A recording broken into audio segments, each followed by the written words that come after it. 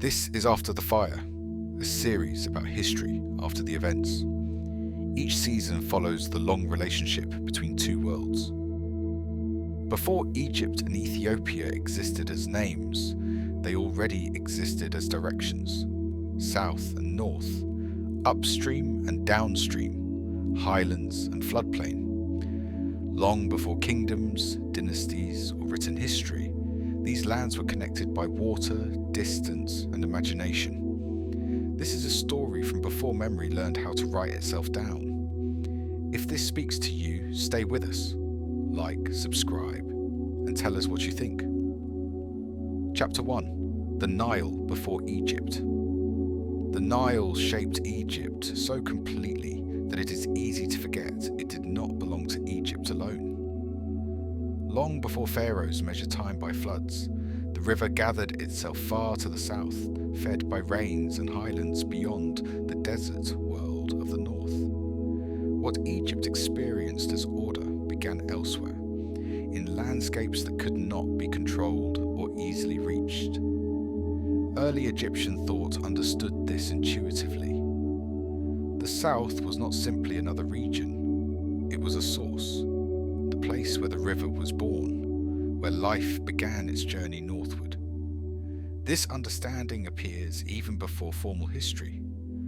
Pre-dynastic Egyptian communities oriented themselves toward the river's flow, and with it toward lands they could not see.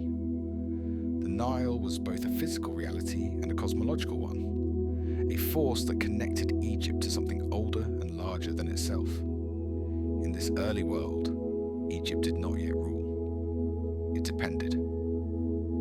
Chapter 2. Punt and the Geography of Imagination. One of the earliest names linking Egypt to lands beyond its southern horizon is Punt. Punt appears repeatedly in Egyptian sources as a place of abundance. Incense, gold, exotic animals, and divine favour. Expeditions were sent there during the Old, Middle, and New Kingdoms, including the famous voyage recorded under Hatshepsut in the 15th century BCE. What matters about Punt is not its exact location, still debated by historians, but its meaning. Punt represents a world that was known without being owned. Egyptians travelled there. They traded. They described it vividly. Yet they did not conquer it.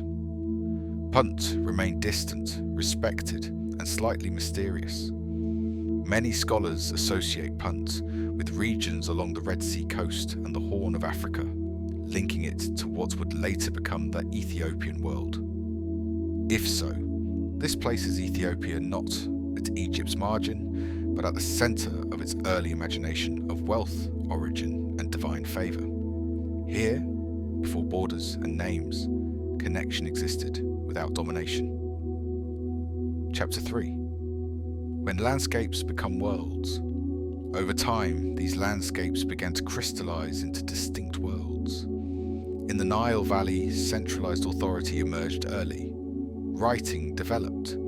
Kingship fused political power with cosmic order.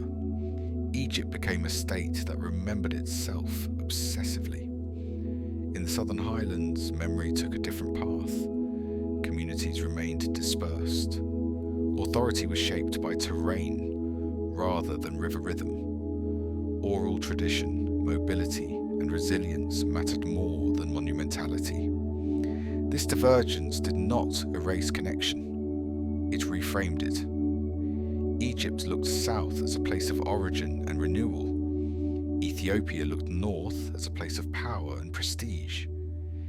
Each saw the other as older in some sense, either closer to the source of life or closer to the source of order.